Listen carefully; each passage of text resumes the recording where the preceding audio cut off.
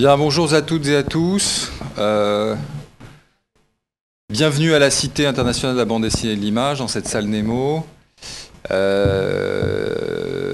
Nous sommes très heureux d'accueillir aujourd'hui les états généraux de la bande dessinée, Valérie Mangin, Denis Bajram et Benoît Peeters, avec lesquels d'ailleurs nous avons déjà un partenariat qui s'est concrétisé lors des toutes premières rencontres nationales de la bande dessinée que nous avons lancées en septembre dernier sur la bande dessinée au tournant, et avec lesquels nous allons d'ailleurs approfondir ce partenariat puisque nous venons de signer une convention de 3 ans de partenariat pour réfléchir et travailler ensemble sur cette problématique des études et d'une réflexion globale sur le secteur et sur la filière. Voilà, alors Valérie, Denis et Benoît vont présenter l'étude extrêmement précieuse, le volet qualitatif d'une étude extrêmement précieuse sur les auteurs, qui est très importante à la fois pour une connaissance globale, mais aussi pour une prise de conscience d'un certain nombre de phénomènes, et notamment le phénomène de la précarisation, qu'ils vont évidemment détailler, dont ils vont analyser, vous présenter les analyses des différents facteurs et mécanismes. Voilà. Je leur cède la parole et je vous souhaite une très bonne conférence. Merci Pierre. Merci pour ce partenariat qui va aider considérablement les états généraux de la bande dessinée à se développer, à développer de nouvelles études, car évidemment l'ambition c'est de mieux comprendre l'état de la bande dessinée et pas simplement la situation des auteurs. Et merci d'avoir organisé en septembre ces rencontres nationales très riches, dont le contenu est accessible en ligne sur le site de la Cité, et il y a énormément de très belles et de très intéressantes choses à consulter posément, parce qu'il y en a pour plusieurs heures. Alors juste un mot sur le déroulé de cette rencontre qui devrait nous mener à peu près jusqu'à 12h30. Nous allons en quelques mots vous rappeler les enjeux essentiels et les chiffres clés de l'étude quantitative qui avait été présentée il y a un an, un résumé très rapide, puis de manière un petit peu plus développée, quoiqu'on pourrait le faire plus en détail, quelques éléments, quelques balises, quelques exemples concrets de l'étude qualitative qui est encore en cours. C'est un travail énorme. Ce sont des grands entretiens avec des auteurs et donc c'est encore en développement. Nous ferons ensuite avec Marc Lisano du Snack BD un focus court, précis, pragmatique sur la question de la retraite complémentaire, celle qui avait mis le feu aux poudres, celle qui a déclenché finalement le mouvement des États généraux et qui entre en application cette année. Et donc là, quelques précisions seront nécessaires. Et puis pendant la demi-heure qui restera, nous serons ouverts au dialogue et aux questions même qui dépassent un peu le cadre de ce qui a été évoqué. Voilà, je passe la parole à Denis et Valérie pour le rappel de l'étude quantitative. Bonjour. Alors l'étude quantitative, elle a été faite par un questionnaire internet auprès des auteurs. On a eu un taux de réponse, on va dire sidérant, et on nous l'a confirmé dans la sociologie. On a en gros 50% des auteurs qui ont répondu, et en comptant large pour ce qu'on appelle un auteur. Donc on a eu quasiment 1500 réponses, on estime qu'au maximum il y a 3000 auteurs de bande dessinée, donc c'est vraiment un taux de réponse très important. Dans le monde francophone, voilà, c'était principalement des francophones, il fallait parler français pour y répondre. On leur a demandé au début comment ils se perçoivent, comment voilà, ah oui, pardon, j'ai un décalage, il faut que je m'habitue. Alors, comment se perçoivent-ils ? Culturellement, c'est des gens plutôt qualifiés, Oui, c'est des gens en général qui sont issus des classes moyennes supérieures pour la plupart, et qui culturellement se perçoivent de manière assez variée, c'est-à-dire soit grand public, soit alternatif, soit souvent les deux à la fois même. On voit qu'il n'y a pas de barrage évident entre le grand public et la bande dessinée alternative. Il y a un monde des bulles et un nouveau monde, mais il n'y a pas de mur entre les deux. Et la porosité est très grande chez les auteurs et dans leur perception. Voilà, la majorité se reconnaissent dans le mot auteur, ce qui est assez logique. Quelques-uns dans artistes, l'artisanat, la notion d'ouvrier, qui étaient des choses qui auraient été très fortes, sans doute dans les années 50-60, sont des mots en déclin dans la manière dont les gens se représentent. On leur a demandé, et c'est très important, de se définir eux-mêmes comme ou professionnels installés, ou professionnels précaires, ou amateurs. Et c'est là la première mauvaise nouvelle, entre guillemets, puisqu'on voit que majoritairement, à 53%, ils se perçoivent comme des professionnels précaires. Ce qui est une contradiction, parce que professionnel, normalement, c'est quelqu'un qui a une pratique qui doit lui permettre de vivre. Or, la majorité se reconnaissent comme ayant cette pratique, donc étant majoritairement des auteurs de bande dessinée en termes de profession, de métier, de temps passé, et malheureusement précaires. C'est une des notions clés qu'on peut retenir de cette étude, que plus de la moitié des auteurs de bande dessinée aujourd'hui, en 2016, en 2017, se définissent par ce binôme, cette formule étrange, professionnel précaire. Je crois que c'est vraiment une des choses à comprendre. Peut-être ça touche beaucoup de métiers. On parlait autrefois d'intello précaire, on pourrait parler d'artistes précaires. Mais ici, professionnel précaire signifie que c'est à la fois quelque chose qui vous mobilise à plein temps et qui ne vous permet pas de vivre. Et c'est ce paradoxe-là que nous allons creuser à travers l'enquête qualitative. Les 15% d'amateurs, c'est en général des étudiants, puisqu'on les avait aussi invités à répondre, parce qu'on voulait avoir une première vision sur leur arrivée. Le genre ? Alors là, on voit que 72% des auteurs sont des hommes, et 27% des femmes. 27%, ça peut sembler faible, mais c'est déjà un chiffre beaucoup plus important de celui qu'on voyait circuler habituellement de 12% en fait. Et on s'apercevra que plus les auteurs sont jeunes, et plus les femmes sont représentées parmi eux en fait. C'est vraiment une question générationnelle. C'est une véritable féminisation qui est en cours. Il faut dire que par rapport à ce qu'on appelle le rapport Ratier, le critère de définition est différent. Ici, c'est une définition par le fait de répondre. On décide de répondre au questionnaire, et donc il y a plus d'un quart de femmes. Dans le rapport Ratier, seules les autrices ayant publié plus de 3 albums chez un éditeur professionnel sont prises en compte. Donc ça explique la disparité, surtout avec la jeunesse des dessinatrices et scénaristes. Et ça montre la difficulté pour les femmes à publier. On a un basculement puisqu'on a maintenant plus de femmes qui rentrent que d'hommes. Donc bientôt, les hommes seront chassés enfin, comme les femmes l'ont été. Alors maintenant, on voit les lieux de résidence des auteurs. Bon, c'est assez réparti en France, c'est pas un métier parisien. Voilà, c'est ça. Alors peut-être parce qu'il y a de faibles revenus et donc beaucoup d'auteurs ne peuvent pas habiter Paris, c'est possible. On vous rappelle au passage que tous ces chiffres et bien d'autres tableaux sont accessibles sur le site étatgénéraux.bd.org. Donc ici on les donne pour mémoire. Il est bien évident que vous ne pouvez pas les assimiler tous comme ça. C'est une invitation à aller regarder sur le site. Vous avez un quart des tableaux à peu près là qu'on va vous montrer et on va en zapper pas mal. Alors professionnellement, ils ont fait des études. Oui, c'est-à-dire qu'il y a quelques générations, les auteurs étaient encore des autodidactes pour la majorité, mais là on voit que plus on avance dans les jeunes générations et plus les auteurs sont diplômés, plus le niveau de diplôme augmente et maintenant sont massivement des diplômés du supérieur. Ce qui rend encore plus embêtant leur faible niveau de rémunération et leur précarisation. Ils n'ont jamais été autant formés, ils n'ont jamais aussi mal gagné leur vie. Est-ce qu'il y a une corrélation ? Ce serait inquiétant. Les conditions de travail. Alors, lieu de travail, évidemment. Alors, c'est pour vous montrer un peu les données qu'on a pu récolter. Oui. C'est des données moyennement pertinentes, mais vous pourrez aller voir tout ça. Alors, plus pertinent quand même, le nombre d'heures passées au travail de la BD. Alors, vous voyez que la BD, c'est un travail de très longue haleine qui demande un énorme investissement personnel. Sachant que les activités complémentaires pour réussir à survivre quand le métier principal devient dur ont augmenté, les gens continuent quand même à avoir des taux horaires consacrés à la bande dessinée délirants.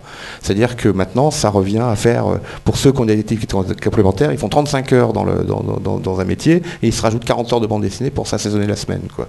On est dans des pratiques où le temps est fondamental et ça, on en reparlera au du qualitatif. On voit dans le tableau suivant que les week-ends y passent en général.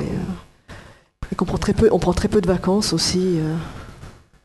On ne dit pas tout ça pour faire pleurer, hein. C'est pas le but, c'est pas un étalage de misérabilisme, c'est simplement essayer de photographier la réalité d'une profession assez différente de la mythologie qui l'entoure.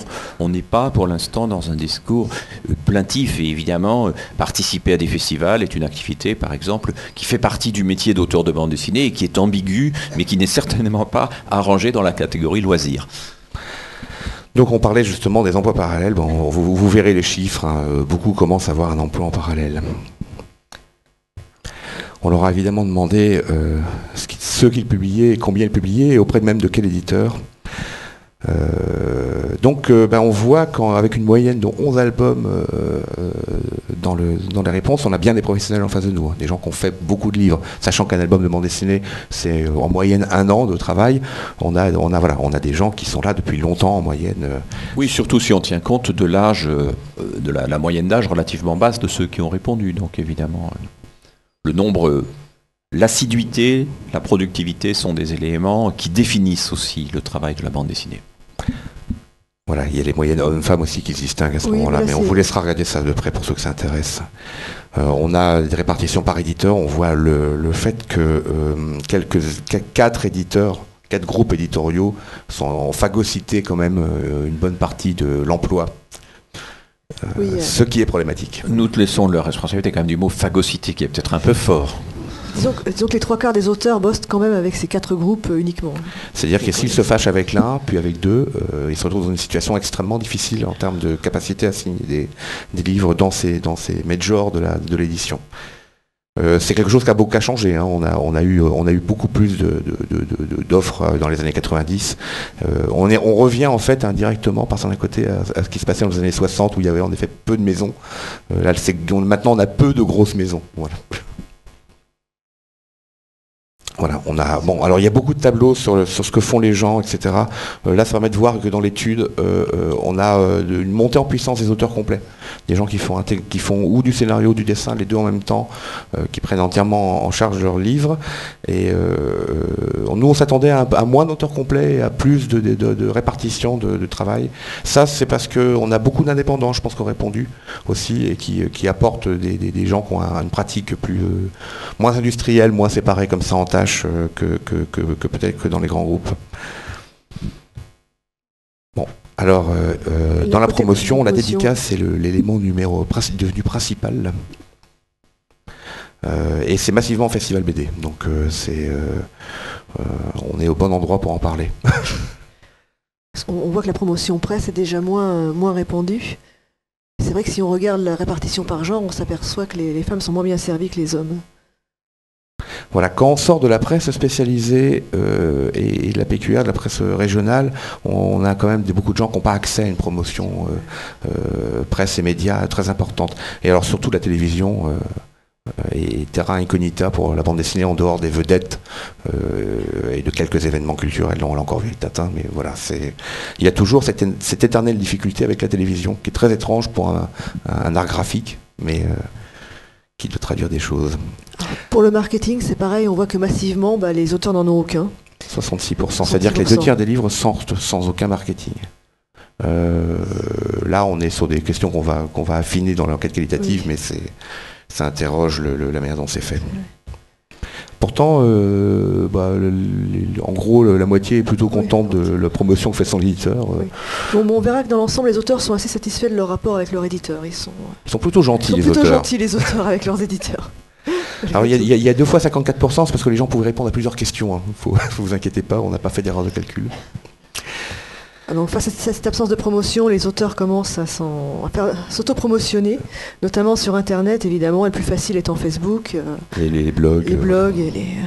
Donc on a une montée en puissance de l'autopromotion. Oui. Les réseaux sociaux ont d'ailleurs joué un rôle décisif dans le mouvement des auteurs. Et c'est vrai qu'au moment où il y a eu la réforme de la retraite et où les mouvements d'auteurs ont vraiment commencé à se constituer, c'est à partir de la très forte présence des auteurs sur les réseaux que cette profession plutôt individualiste au départ et avec des gens dispersés géographiquement a pu se parler et agir collectivement. La sécurité sociale, alors on a été très surpris et très répartis. On pensait qu'il y aurait la grande majorité à la GSA et en fait, comme les gens commencent à avoir de plus en plus d'emplois complémentaires, ils commencent à se répartir un peu sur toutes les caisses. Surtout, il y a quelque chose d'inquiétant comme le fait qu'on a quand même 8% qui, par rapport à la GSA, ne savent pas s'ils sont assujettis ou affiliés, ce qui prouve la manière dont il y a un flou sur ces caisses sociales encore dans la manière dont elles sont perçues par les auteurs. Donc il y a de l'information qui reste à faire de la part de ces caisses en priorité, et on leur a rappelé qu'il fallait peut-être qu'elles prennent un peu les devants sur tous ces artistes qui débarquaient, qui ne savaient pas très bien quoi faire. Ce sont des caisses, je crois qu'on peut le dire, elles sont en crise depuis plusieurs années, elles sont dédiées aux auteurs et quelquefois elles font simplement regretter de ne pas relever du régime général. Alors les retraités maintenant, vous voyez, il y en a très très peu. 1%. Alors c'est peut-être dû au fait qu'on a fait l'enquête sur Internet et donc que les retraités nous ont moins répondu que les personnes plus jeunes. Mais c'est surtout le fait qu'il n'y a pas de retraités dans la bande dessinée. En fait, quand on peut, on travaille. Ceux qui sont encore là ne se voient pas comme des retraités, Voilà, voire n'appellent pas leur retraite, parce qu'en fait, ce serait admettre qu'ils sont des vieux auteurs. Donc en fait, ceux qui sont encore là et qui ont répondu, et on en a eu, finalement n'ont pas coché cette case retraité, même à 70 ans, quoi. Donc on voit bien que la notion de retraite et la notion de création sont par certains côtés incompatibles. C'est en ça que le choc de l'augmentation de la caisse de retraite pour des gens qui finalement ne veulent pas prendre leur retraite, dont leur rêve de ne jamais avoir à prendre leur retraite, a créé cette tension énorme, quoi. Oui, on voit un grand prix comme Herman être extrêmement actif avec une carrière très longue et qu'il ne semble pas du tout désirer arrêter. Même si un auteur peut-être au fil des années transformer un petit peu son rapport au travail et essayer de le faire de manière plus libre, plus choisie. Il y a un vrai questionnement sur les retraites qui devrait être ouvert parce que c'est très ambigu d'appliquer des modèles qui sont évidemment formidables pour l'ouvrier aux pratiques artistiques. Tout ça a été fait peut-être un peu rapidement, quoi, sans tenir compte de toutes ces choses-là. Les congés maladie ? Les auteurs en prennent peu. Ils sont pas malades. Ils sont pas malades, voilà. Ils n'ont pas le temps. Je dirais sans vouloir faire de parenthèse autobiographique inconvenante, que ayant eu cette année un arrêt maladie, il m'a fallu 9 mois de démarche, le soutien de plusieurs sociétés pour parvenir finalement à toucher ce congé. Je le faisais davantage comme un test que par rapport à mon besoin personnel, mais la démonstration a été exemplaire. Voilà, les services se renvoyaient la balle éternellement et donc je crois que beaucoup d'auteurs renoncent tout simplement, que ce soit pour un arrêt maladie, un congé maternité, paternité, etc. C'est des démarches qui semblent tellement laborieuses qu'on a l'impression que... Mais on a cru que tu allais appeler le cabinet du ministre à un moment pour toucher. Non, mais ça devenait une comédie. Et donc, moi je l'ai fait, j'ai voulu aller jusqu'au bout, mais je dois reconnaître que je ne recommencerai pas. Donc tu ne seras plus jamais malade, voilà. Ouais. Donc on disait, oui, pour les congés maternité, paternité, adoption, c'est le même problème. Oui, enfin, Alors est-ce que les gens font moins d'enfants ? Ça on ne sait pas, parce qu'on n'a pas demandé. Malheureusement, dans l'enquête qualitative, on a eu plusieurs témoignages d'autrices justement qui disent ne pas avoir d'enfants parce qu'elles n'ont pas les moyens. Voilà, donc il y a un renoncement sans doute économique à la formation professionnelle. Alors là encore un qui nous est quand même facturé. On paye tous 0,8% je crois pour la formation professionnelle et quasiment personne en fait en profite. C'est que là aussi, aucune information ne circule, ne propose vraiment des choses ou propose des choses qui n'intéressent pas forcément directement les auteurs. Il y a 4 bouts de formation sur Paris, donc on a vu 24% des gens en Ile-de-France, donc déjà ça exclut quasiment tous les gens qui ne sont pas Paris.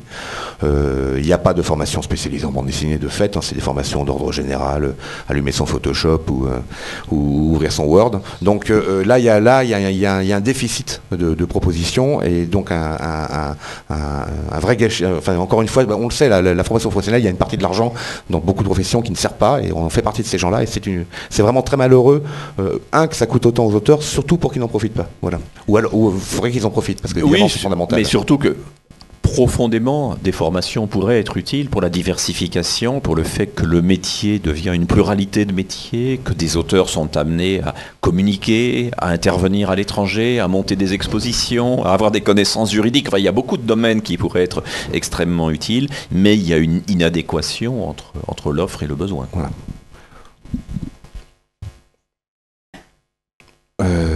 Voilà. Le fameux régime de retraite complémentaire dont on vous a parlé déjà tout à l'heure. Voilà, on a quand même un tiers des gens qui ne cotisent pas, donc ils n'auront pas de retraite pour les 5, 10, 20, 15 années qu'ils passent dans la bande dessinée. C'est bon. Et la majorité cotisée à la classe sociale la plus basse, donc évidemment va être touchée très fortement par l'augmentation de la retraite, sauf les plus pauvres, complémentaires, hein, sauf les plus pauvres, où l'ensemble des organisations d'auteurs ont réussi à obtenir que là la chose soit pas trop violente. Les revenus. Le cœur du problème. Donc vous voyez les revenus personnels avant impôt. Alors, donc, on a écarté les amateurs évidemment parce que c'est des gens qui se déclarent comme amateurs, on aurait tiré les chiffres vers le bas pour rien. Et donc là, malgré tout, on a quand même 53% donc des professionnels qui sont des revenus en dessous du SMIC annuel brut et même 36% qui sont en dessous du seuil de pauvreté. Des gens qui se déclarent comme professionnels, quand même. Donc, Qui sont a priori à plein temps sur la bande dessinée. Et dont certains sont des auteurs dont on parle, qui ont eu des prix, qui sont interviewés régulièrement, etc. Il peut y avoir un écart entre la notoriété d'un auteur, la qualité de son travail, la durée de sa carrière et le fait que ses revenus se sont dégradés. Comme on avait un recul de 3 années, on a pu constater qu'il y avait de plus en plus de gens sous le seuil de pauvreté. Donc il y a un effondrement des conditions pour les plus pauvres. Et on a fait une projection, a priori, en 2020, on aurait 50% des auteurs sous le seuil de pauvreté si ça continue. Bon, voilà. Espérons que ce ne soit pas vrai. On ne l'a pas marqué parce que c'est le genre de projection qui peuvent être un peu gratuites, mais on vous le dit parce que voilà, c'est des choses qui peuvent être inquiétantes. Il faudrait qu'on ait évidemment plus d'années pour être sûr de cette. Mais on va essayer de vérifier la tendance. On fera sans doute une demande une petite enquête courte sur les revenus dans les années à venir pour voir si la tendance se confirme. Et même quand on regarde les revenus des gens qui se disent professionnels installés, on en a tout de même plus de 10% qui sont sous le seuil de pauvreté. Même pour des gens qui se pensent bien inclus dans leur milieu social, qui se pensent installés, les conditions financières restent quand même extrêmement précaires malgré tout. On voit bien que cette autodéfinition est intéressante parce qu'elle nous révèle en effet que des gens qui sont pleinement des professionnels depuis longtemps se retrouvent dans des conditions dramatiques. Et si on regarde les femmes uniquement, là c'est encore plus dramatique, puisque vous voyez qu'il y a déjà 50% des autrices qui sont sous le seuil de pauvreté. Donc elles sont sans doute moins bien rémunérées que les hommes, en partie parce qu'elles sont plus jeunes, donc moins installées dans leur carrière. Mais malgré tout, là aussi, en BD comme ailleurs, il y a une grande disparité de revenus entre les hommes et les femmes. On dit souvent malheureusement que les femmes rentrent dans les métiers au moment où les métiers se dégradent et se précarisent. Est-ce que la féminisation de la bande dessinée, c'est le même phénomène? Ce serait vraiment inquiétant, mais on peut se poser la question en tout cas. 67% sous le SMIC, c'est quand même un vrai désastre. Alors, le sentiment sur les revenus, en termes d'évolution, on a le cumul, c'est 34% des gens qui ont des revenus qui ont baissé, 33% pour qui c'est stable et seulement 19% pour qui ils ont l'impression que ça a augmenté. Donc on a vraiment ces baisses qu'on voit dans les tableaux précédents sont corrélées par le sentiment là, des gens par rapport à ça. Oui, et c'est tout à fait contre-intuitif, parce que normalement, un auteur ayant de plus en plus d'albums à son actif devrait voir mécaniquement ses droits d'auteur croître, et ça a été très longtemps le cas. L'auteur acceptait pendant les premières années d'avoir un revenu bas, et puis il avait 5 albums, et puis il en avait 10, et la série marchait un peu mieux, et la tendance était à s'améliorer. Donc aujourd'hui, on a de plus en plus d'albums à son actif, ça reste mécanique, on l'a vu, et en même temps le revenu baisse. On termine sur les sentiments. Donc ils ont une relation aux éditeurs qui est bonne, malgré tout cela. 48% vraiment disent qu'elle est bonne, 20% très bonne. Alors en fait on a un peu épluché cette notion-là. En fait beaucoup ont répondu en pensant à la relation personnelle qu'ils ont avec personnellement la personne qu'ils ont en face d'eux. On a un milieu aimable où les gens sont gentils et se traitent bien humainement parlant. Donc comme quoi on sent bien que l'argent n'est pas toujours le nerf de la guerre et que le rapport humain a de l'importance. Et très très peu en fait on pense qu'ils ont un rapport exécrable avec l'édition. La surproduction, y a-t-il trop d'albums de BD publiés? Évidemment. La grande majorité le pense. Oui, le 3/4 des auteurs le pensent, oui. Leur situation. Voilà, on a 41% qui pensent que leur situation s'est dégradée. On retrouve ce qu'on avait sur les revenus.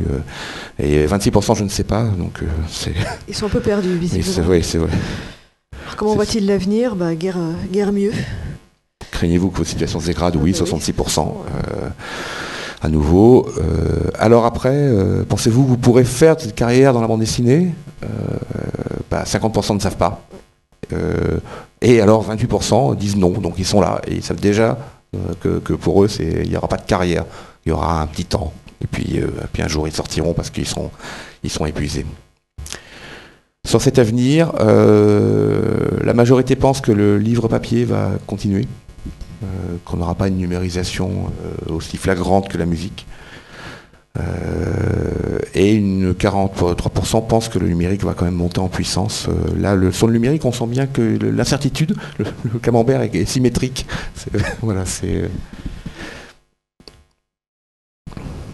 Et voilà, donc voici les données principales de l'étude quantitative.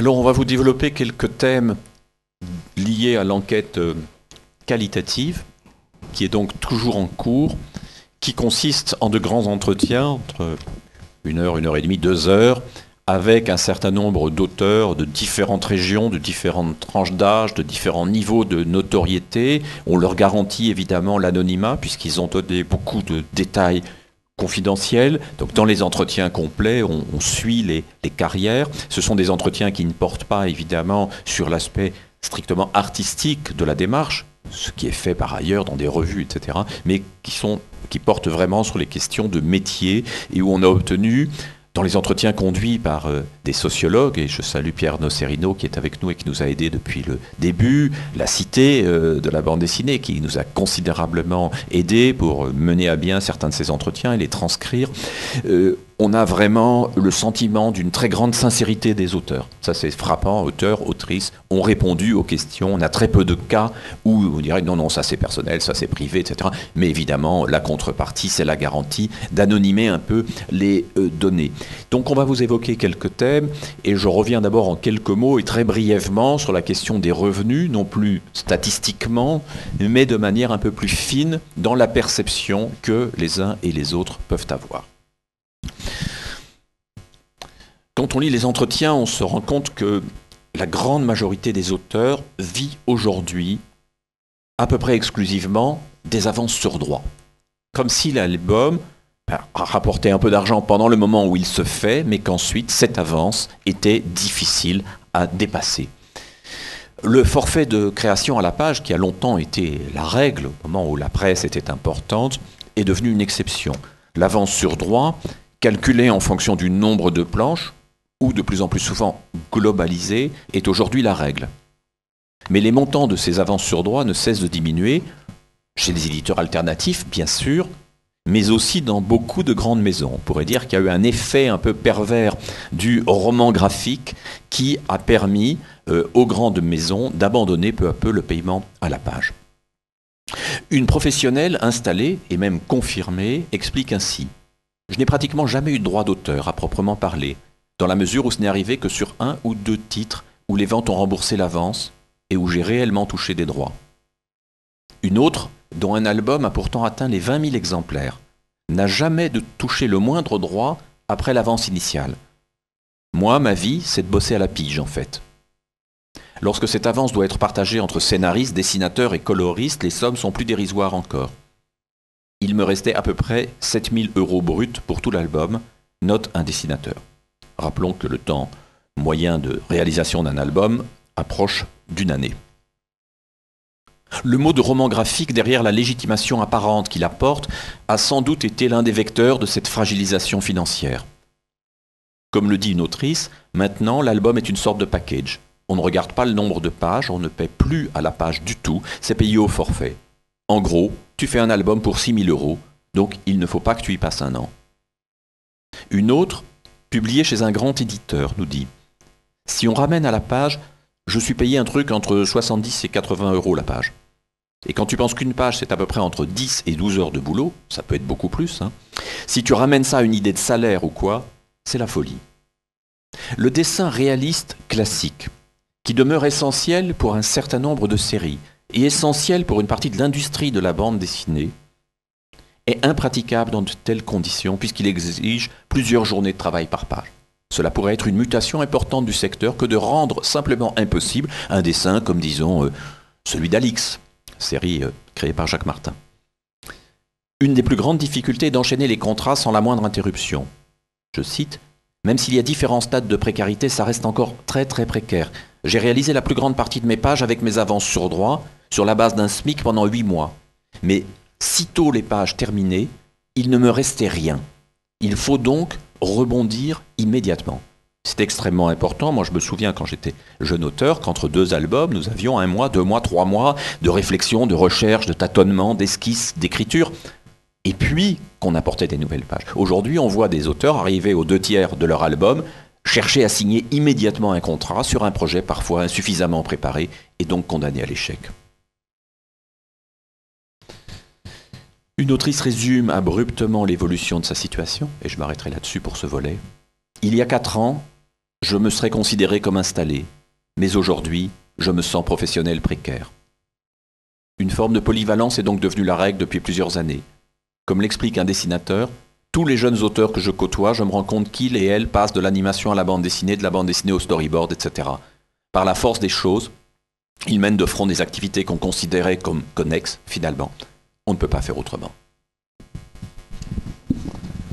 Vous parlez du rapport contractuel à l'éditeur. Les auteurs interrogés parlent énormément des contrats et de rémunération. C'est un des tout premiers sujets quand même qui ressort dans les reproches faits aux éditeurs. Ce qui ressort en premier de la plupart des témoignages d'auteurs, c'est que le contrat d'édition est très complexe à appréhender. Une jeune autrice rapporte que le contrat type qu'elle avait étudié à l'école faisait une page recto verso et que le premier qu'un éditeur lui avait tendu faisait 16 pages. J'ai mis une bonne journée pour tout lire, pour faire des recherches sur Internet, pour voir ce que je signais. Je n'avais juste pas les clés pour comprendre ce qu'on me demandait de céder comme droit. Vu la complexité des contrats, on constate chez certains professionnels une réelle confusion. Un jeune auteur dit par exemple d'un contrat de cession de droits audiovisuels que... C'est pour tout ce qui est droit numérique en fait, pour la diffusion sur Internet. Alors que ce contrat concerne en fait les adaptations cinéma et la télévision.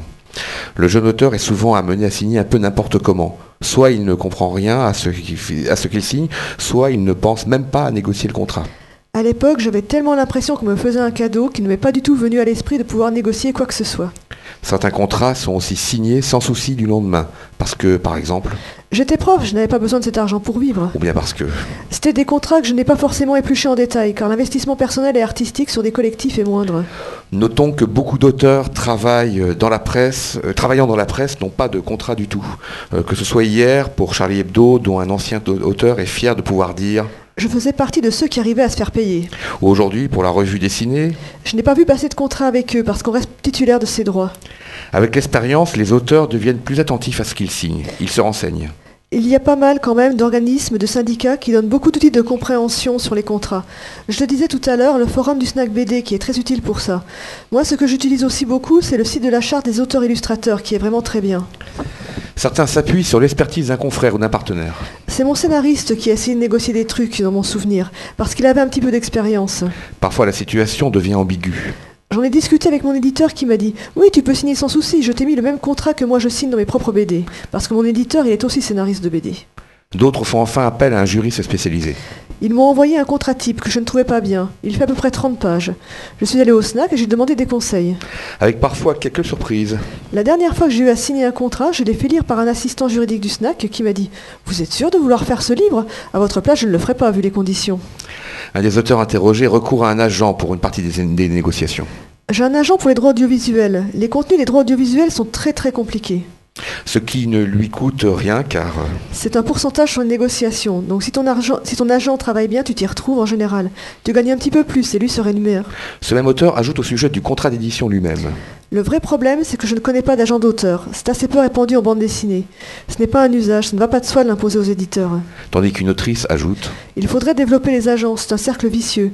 Il y a un ancien éditeur qui voulait être agent pour auteur de BD, mais il disait qu'il ne gagne pas assez. Pourquoi cette idée d'agent ? Beaucoup des auteurs interrogés se sentent en position de faiblesse dans leur rapport avec l'éditeur. Avant même de signer, une autrice raconte... J'ai rencontré l'ancien patron qui décompte pendant notre rendez-vous. J'avais 30 secondes et il commence à faire 30, 29, 28. Bon là tu dis écoute, tu empiles tes feuilles et tu te casses. Cette caricature montre hélas que les gros éditeurs savent qu'ils sont en position de force. Certains n'acceptent pas du tout la négociation. J'en connais un, si tu remets en cause son contrat, tu n'en entends plus parler. Dans ce cas, les auteurs cèdent trop souvent, soit parce qu'ils veulent être édités. J'ai été trop gentil avec eux parce que je voyais bien que si je négociais, par exemple, ça ne passerait pas. Et deux, je voulais absolument travailler avec eux et faire le bouquin que je proposais. Soit par pure nécessité économique. Des gens comme ça, maintenant je les fuis, mais parfois tu ne peux pas car tu dois payer ton loyer. Le rapport aux éditeurs est complexe. Parfois il faut se faire violence et essayer de négocier. Le problème c'est qu'on est un métier de sentimentaux, donc on a un rapport paternaliste enfant avec les éditeurs. Souvent ce n'est pas l'éditeur en tant que personne qui est accusé, mais le système. Pourquoi les éditeurs céderaient des choses dont ils estiment avoir besoin ? Il n'y a aucune raison. Ils ne vont pas le faire par gentillesse. Beaucoup d'ailleurs individuellement se préoccupent de la situation des auteurs. Ils n'ont pas spécialement envie qu'on vive mal, ce ne sont pas des diables. Mais c'est contraire à leurs intérêts. Le rapport de force est souvent considéré comme totalement défavorable aux auteurs dans leur ensemble. Un auteur dans la longue carrière commente. Les éditeurs sont en situation de position dominante. Et eux, ils arrivent, c'est comme s'ils rentraient dans une boulangerie en disant « Je veux le pain à 10 centimes ». Les boulangers n'accepteraient pas. Mais les éditeurs, c'est ce qu'ils font avec les auteurs, et ça marche parce qu'il n'y a pas le choix. Il y a beaucoup de gens qui pensent ne pas avoir le choix. Un auteur à succès rajoute. Je trouve que globalement, c'est très très compliqué pour les auteurs de défendre leurs intérêts. Le rapport de force leur est trop défavorable. Ils cèdent des choses de manière déraisonnable en fait. Je trouve que c'est déraisonnable de céder systématiquement les droits audiovisuels, que les cessions de droits étrangers sont totalement dans leur défaveur, mais ils sont obligés. Certains s'interrogent sur l'avenir. Dès que je vois passer au CNL, je suis effaré. Quand je vois la façon dont les éditeurs effectuent leurs avances sur droit, et les auteurs acceptent. Ils veulent faire le livre. Donc j'ai l'impression qu'on va dans une impasse. Les auteurs prennent sur eux en se précarisant de plus en plus, mais ce n'est pas viable. Et même pour les éditeurs, ça va se tarir. Les gens vont commencer à refuser de faire des livres. On pourra cependant noter que ces rapports de force semblent se retrouver ailleurs dans le milieu. Les coloristes, par exemple, sont trop souvent soumis aux cas de volonté du dessinateur. Je ne voulais plus de boulot où je me mords le ventre et où je finis en pleurant le soir. Je ne voulais plus de ce genre de relation dominant-dominé. Je lui ai donc dit de chercher un autre coloriste parce que je ne correspondais pas. En ça, on découvre un milieu bien plus soumis à des tensions hiérarchiques qu'on pourrait le croire au premier abord. Heureusement, et pour conclure, certains auteurs n'oublient pas de souligner le très bon rapport qu'ils ont eu avec tel ou tel directeur de collection. Et certains soulignent même que tout n'est pas simple non plus chez les auteurs. Tu as aussi des rapports humains comme ça qui peuvent être piégeux. Tu as des couples auteurs-éditeurs qui se défont dans les larmes. Mais les éditeurs font beaucoup de travail psychologique, d'accompagnement envers les auteurs qui sont parfois des fiottes au niveau sentimental. Il serait bien que ces éditeurs attentionnés se penchent donc sur toutes ces problématiques contractuelles soulevées par les auteurs. Alors, quelques témoignages sur la question sensible et très spécifique à la bande dessinée du temps de travail et des horaires, de tout ce qui fait de ce métier un métier, peut-être précaire, mais un métier. Dans le monde de la bande dessinée, réaliser un album, c'est pas seulement une affaire de talent et de création. Dans le meilleur des cas, c'est un travail d'auteur ou d'artiste, mais c'est avant tout et nécessairement un artisanat patient. Il faut respecter les délais sans que la qualité s'en ressente, se documenter, réaliser des tâches techniques qui incombaient autrefois aux éditeurs, assurer soi-même une grande partie de sa promotion, tout cela impose de ne pas compter ses heures. C'est une différence majeure et souvent mal comprise avec le monde des écrivains, où le second métier, qui est généralement le premier, est presque toujours la règle. La réalisation d'une bande dessinée impose une telle assiduité qu'elle requiert à peu près tout le temps disponible. C'est particulièrement vrai dans le cas des séries dont les tomes doivent se succéder à un rythme régulier pour avoir une chance de succès. Derrière l'indépendance qu'on affiche, que les éditeurs comme les auteurs affichent, il y a subordination déguisée dans de très nombreux cas. Un auteur l'explique de façon concrète. On a vraiment des horaires de salariés. On se lève tous les matins, on a des horaires fixes, sinon on n'est pas productif. Je sais que moi, j'ai besoin de me lever tous les matins à 8 heures, quand mes horaires ne sont pas explosés parce que je travaille jusqu'à 3 heures du matin. On a des temps de pause pour manger, mais la journée est très longue. Je travaille clairement beaucoup plus de 8 heures par jour. Week-end compris la plupart du temps. Un auteur dit « Parfois je me prends un dimanche ou alors je me prends un jour dans la semaine où je souffle parce que c'est trop. » Entre deux albums, la situation est pire. Quand on bosse sur un nouveau projet, on n'est jamais sûr que le temps qu'on passe à travailler va être rémunéré. Un autre auteur confirme cet impératif de régularité. Je travaille de 11h à 20h, pratiquement 6 jours sur 7. En ce moment, j'aurais tendance à dire de 10h à 20h. Et une autrice explique. Mes journées sont assez organisées. Je travaille mieux le matin, donc je garde des activités qui me demandent le plus de concentration le matin. Je fais de préférence l'ancrage, par exemple. Et puis dans la suite de la journée, ça va être des activités qui me demandent de moins en moins de concentration, si bien que je travaille en fait sur plusieurs planches différentes dans la même journée. Je fais un ancrage le matin, l'après-midi, je vais faire des niveaux de gris d'une page déjà ancrée, ou le crayonné d'une page suivante. Puis il y a un aspect qu'il ne faut pas minimiser parce qu'il prend de plus en plus de temps, et que je fais en général le soir, c'est tous les à côté, les mails, la promotion, l'autopromotion. Enfin, tout ce qui est petit secrétariat, qui peut facilement prendre 1 à 2 heures par jour. C'est de plus en plus. Les fameuses nouvelles technologies ont quand même un peu démultiplié tout ça. C'est un peu les festivals qui tiennent lieu de week-end, même si ce n'est pas vraiment des vacances, et qu'on n'en revient pas franchement reposé. S'arrêter quelques jours, voire un week-end, est dans bien des cas presque impossible. Je cite, « Le bouquin que je viens de terminer, j'ai bossé sans m'arrêter du tout, de novembre à avril. Je n'ai pas pris de week-end, j'ai bossé en permanence, sauf le jour de Noël. » Si tu quantifies ce travail-là, de novembre à avril sans s'arrêter du tout, c'était un peu dingue, ça doit être de l'ordre de 60 heures par semaine. Ça fait très longtemps que je ne suis pas parti en vacances, en me disant que je me mettais vraiment en stand-by pendant 8 jours, 10 jours, un truc comme ça. Cela dit, après le projet que j'ai terminé, comme j'étais vraiment sur les genoux, j'ai pris 10 jours. Mais ce n'était pas non plus des vacances, c'était juste un truc où tu es tellement exsangue que les témoignages se recoupent et certains soulignent les risques que ce rythme fait encourir. Un métier qui fait rêver, on le sait, mais la réalité là est un peu plus rude. Je bosse quasiment 7 jours sur 7, 365 jours de l'année quasiment. Je bosse 8 à 10 heures par jour, voire à une époque 14 à 16 heures. Et j'ai eu de gros soucis de santé qui ont fait que j'ai dû lever le pied.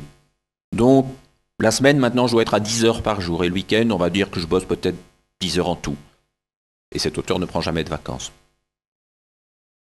Un autre, qui a dépassé la soixantaine, déclare travailler 52 heures par semaine. Le calcul est simple, j'arrive le matin, je travaille jusqu'à 8 heures du soir en général, samedi compris. Jusqu'il n'y a pas très longtemps, je travaillais le dimanche aussi. Mais ma femme a réussi à me faire arrêter de travailler un peu le dimanche. On est face à un vrai paradoxe. Les auteurs vivent pour la plupart dans une précarité grandissante, celle d'un quasi-sous-prolétariat, et en même temps, on exige d'eux toute la rigueur de professionnels, puisque l'économie de la bande dessinée repose pour une large part sur la fréquence des parutions. Quand un auteur ne livre pas, l'éditeur lui parle de risque d'accident industriel. Pourtant, les niveaux de rémunération sont bien loin d'une industrie florissante. Les éditeurs attendent de leurs auteurs une mobilisation à plein temps qui est incompatible techniquement avec l'exercice d'un second métier qui permet juste des petites activités connexes. Mais les éditeurs ne sont plus en mesure pour la plupart d'assumer les conséquences de cette nouvelle situation, car les ventes moyennes des albums n'ont cessé de diminuer. L'avance sur droit n'étant presque jamais couverte, l'auteur a peu de chances de voir sa situation s'améliorer. S'accomplir dans l'incertain, pour reprendre la belle formule de Pierre-Michel Menger, spécialiste de travail créateur, professeur au Collège de France. S'accomplir dans l'incertain, c'est le lot de tous les métiers de la création. Encore faut-il que l'incertain ne tourne pas à l'impossible et qu'il reste possible de s'accomplir. Dans les entretiens est revenu alors très fréquemment un sentiment de désengagement de l'éditeur et de l'édition en général vis-à-vis des auteurs. La relation entre auteur et éditeur ne se limite pas bien sûr au rapport contractuel dont je parlais. Et là aussi la bande dessinée semble connaître un véritable tournant. C'est sur le plan éditorial qu'il y a le moins de reproches. Certains jeunes auteurs se sentent cependant un peu seuls face à leur premier album. Tu signes ton premier contrat et concrètement tu apprends le travail. Tu apprends comment créer un album, comment gérer tes planches, comment gérer ton temps aussi. Et par tous ces aspects-là, je manque beaucoup d'expérience. Du coup, je me considère comme amateur. D'autres regrettent clairement de ne pas avoir été plus encadrés par leur éditeur. En fait, je n'ai pas très bien compris la ligne éditoriale de cette collection. C'était des livres où on me laissait entièrement carte blanche. Mais du coup, ce ne sont pas mes plus beaux livres. Je pense qu'ils auraient mérité d'être plus et mieux suivis au niveau éditorial. Un reproche qu'on retrouve aussi au sujet de certains best-sellers. Le problème qui se pose, c'est qu'on ne peut pas tout faire aujourd'hui en BD. C'est qu'on peut tout faire aujourd'hui en BD, mais qu'on n'ose pas. Par exemple, donc un titre connu, graphiquement, il a eu totalement raison de faire ce bouquin. Mais au niveau scénario, c'est creux. L'éditeur aurait dû lui dire. Ces questions se posent aussi sur le plan de la fabrication. La plupart des auteurs interrogés de moins de 50 ans dessinent en numérique ou scannent eux-mêmes leurs planches. Quand on leur demande quelles sont les tâches les plus pénibles, l'un va revendiquer son plaisir. Ah non, moi j'aime tout, même le lettrage. Désormais je fais tout à la main, je pense qu'il faut tout maîtriser. Je fais même mes scans de planches, tu vois. Mais certains sont plus réservés sur le sujet. Il y a des trucs chiants, la numérisation c'est chiant, préparer les fichiers c'est chiant. C'est un peu ambigu parce qu'en même temps c'est pas mal d'avoir le contrôle sur toutes les étapes de travail. C'est certain que c'est du temps passé qui n'est pas rémunéré. On peut lire dans ces témoignages une mise en cause a priori de la compétence technique de l'éditeur, qui ferait des moins bons scans que l'auteur. Certains, pour les mêmes raisons, réalisent la maquette de leurs albums. Sur ma série, c'est moi qui ai fait le logo, la maquette, la charte graphique. Parce que bon, c'était pas top. Plusieurs soulignent qu'il y a eu un transfert de charge depuis les éditeurs sur les auteurs clairement. Ce travail de scan, de préparation de fichiers, avant c'était les éditeurs qui s'en chargeaient. Maintenant ce sont les auteurs et c'est à leur charge complète. Parfois l'auteur se retrouve même otage des exigences techniques de l'éditeur. Une éditrice part en congé maternité et on me livre à une autre qui me fait vivre un enfer en me faisant rescanner tout le livre pour lui rendre en 600 DPI alors que ce n'est pas du tout nécessaire. Un auteur s'énerve carrément sur ce transfert univoque de travail et de coûts. Actuellement, on se fout de la gueule du monde. On a détruit pas mal de métiers dans la BD, comme le mec qui faisait les scans. Sur la ligne budgétaire de l'éditeur, c'est un emploi à plein temps. C'était de vrais scans avec de vraies machines. Arrivent les ordinateurs pour tout le monde, les petits scans de merde, et là l'éditeur fait. Maintenant, ce sont les auteurs qui le font. Ou alors un stagiaire chez l'éditeur. Bizarrement, les prix de planche ont diminué, mais les auteurs ont plus de boulot alors que les éditeurs en ont moins et en plus économisent des sous. La promotion est aussi un autre terrain de mécontentement. Les plus anciens évoquent un âge d'or dans les années 80 où même un éditeur indépendant pouvait exister en librairie. En fait, Robial avait un réseau de libraires militants qui ne juraient que par les bouquins futuraux, faisait un tapage pas possible autour de ces livres et qui orientait les lecteurs vers ces livres-là. Cela dans un marché qui était nettement moins concurrentiel, pour utiliser un langage marketing. Voilà, on n'utilisait pas ces termes-là. Et d'ajouter une remarque qui attribue les problèmes de visibilité que connaissent beaucoup de bandes dessinées aujourd'hui, en partie à une confusion de l'offre éditoriale. Et puis les maisons d'édition avaient des catalogues très différents. Ceux qui sont dans le métier depuis un certain temps constatent de fortes disparités promotionnelles. Pour le tome 1 de ma série, ils ont fait énormément de pubs. Il y avait une bande-annonce de fête, il y avait plein de trucs. Tous les autres tomes que j'ai faits, c'est moi qui m'en suis occupé. La désaffection de beaucoup d'éditeurs pour la promotion peut se traduire de manière caricaturale aux yeux de ces auteurs avec du métier. Mon directeur de collection m'a dit un jour « Écoute, l'album est tellement bon qu'on est tous d'accord, ça va être le bouche à oreille. » Et j'ai dit « Ok, vous avez pris une place au cimetière. » A l'inverse, les plus jeunes semblent trouver parfaitement normal de devoir entièrement faire le travail de promotion eux-mêmes. La génération Internet se montre souvent à l'aise avec les réseaux sociaux. Il y a tellement de trucs nuls sur Internet que dès qu'il y a un truc bien, ça se voit. Alors c'est un peu prétentieux de dire ça, mais tout de suite, dès qu'on avait un espace sur Internet, on était très visible début 2000. Même si dans cette époque préhistorique, tout n'allait pas de soi. C'était avant les blogs, ce n'était pas encore très développé les trucs en ligne. Donc on essayait encore de rencontrer les gens, on leur montrait des trucs papier. La génération pré-numérique a fait elle aussi sa révolution, même si c'est avec une certaine réserve. C'est vrai que maintenant, ne serait-ce qu'avec un blog ou Facebook, ce genre de truc, ça ne sert pas forcément à grand chose, mais tu as la sensation de pouvoir faire un peu de promotion autour de ton bouquin. Même si plusieurs notent que c'est trop chronophage. J'essaie d'y aller de moins en moins parce que ça prend un temps de dingue, ça déconcentre mine de rien. La dédicace en festival tient aussi une place de choix. Il n'y a pas souvent de stratégie promotionnelle derrière ces déplacements, ni de la part de l'éditeur. Nous sommes directement contactés par les festivals. Il y a quelques propositions d'éditeurs, mais je ne suis pas toujours disponible. Ni de la part de l'auteur. J'y vais quand je trouve les gens sympathiques, soit quand il y a des organisateurs que je connais qui me demandent depuis un bon bout de temps. Là où je sens que le feeling est bon, là où il y a des potes. Je ne fais pas les festoches par intérêt commercial, on va dire. La seule fois où on m'a suggéré de faire ce genre de truc, ça s'est pas bien passé. Certaines catégories, comme les coloristes et les scénaristes, sont pourtant souvent privées de cette autopromotion en festival. Déjà, je suis scénariste, donc on ne m'invite pas. Si tu fais le salon du livre, les mecs qui écrivent des romans sont invités, c'est normal. Mais si tu fais de la BD, les scénaristes ne sont pas là. Le dernier des investissements souvent relevés par les auteurs est au niveau financier. Beaucoup des auteurs interrogés soulignent en s'appuyant sur leurs souvenirs la baisse de la rémunération à la page ou au livre, confirmant en ça les chiffres effrayants de l'étude quantitative. Cela n'a pas que des conséquences sur le niveau de vie des auteurs, mais aussi directement sur leur travail. Ainsi, plusieurs témoignent de difficultés à s'équiper en matériel pour travailler, tels que les tablettes graphiques. Actuellement, je n'ai pas assez d'argent pour m'acheter une Cintiq. Quand j'aurai la fin de ma paye sur cet album, je pourrai peut-être m'en acheter une, c'est à voir. C'est évidemment contre-productif pour toute la chaîne éditoriale. Que peut-il ressortir de ce sentiment de désinvestissement financier, promotionnel, technique et même parfois éditorial des éditeurs ? Certains y voient un encouragement à changer de paradigme. Au niveau des éditeurs, s'ils ne se calment pas et s'ils continuent ce type de relation avec les auteurs, ces derniers vont finir par s'émanciper et vont tous se retrouver sur Ulule. Si en effet les auteurs doivent faire un autre boulot pour vivre correctement, ils n'auront plus besoin des éditeurs. Je ferai mes BD moi-même. Je vais m'auto-promouvoir et me les financer moi-même. C'est complètement idiot comme système, ils ne s'en rendent pas compte. On constatera que plusieurs des auteurs interrogés sont déjà passés à l'acte d'une manière ou d'une autre, en s'auto-éditant, en montant des revues, des petites maisons indépendantes, et semblent ne pas s'en porter plus mal, même si c'est souvent guère mieux. Ceci n'est évidemment pas une charge contre les maisons d'édition.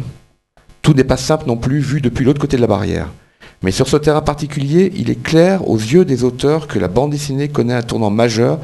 Il faut que chacun réfléchisse à ce constat et à quel type de rapport entre auteur et éditeur il souhaite arriver dans l'avenir, en pesant bien les conséquences pour sa propre activité, mais aussi pour tout le milieu de la bande dessinée. Voilà, ça vous donne un aperçu, on avait encore quelques sujets, mais comme tout ça prend du temps, de l'ensemble des notions abordées qui sont assez riches.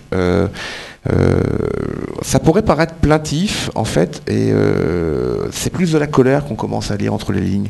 C'est-à-dire une colère un peu froide de gens qui réalisent que le système s'autodétruit un peu lui-même, quoi.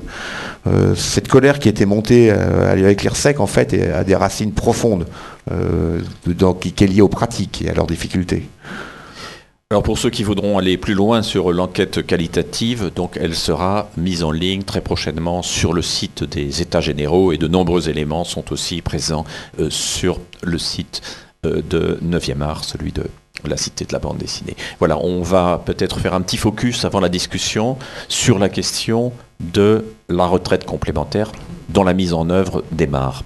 On a demandé à un représentant du SAC de venir puisqu'ils ont été très moteurs sur toute cette histoire. Marc Lisano, qui va passer ce superbe micro.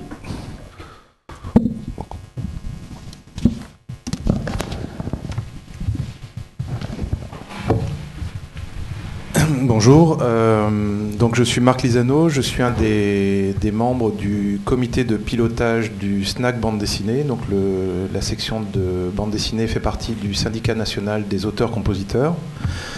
Nous sommes à peu près 10-15 dans le comité, avec des fluctuations, parce qu'il y a des gens qui, soit de guerre lasse, abandonnent le statut de militant ou les activités, parce que voilà, je vais être d'autant plus à l'aise pour en parler que, par exemple, je ne fais pas les réunions qui ont lieu à Paris sur des réunions passionnantes comme la réforme de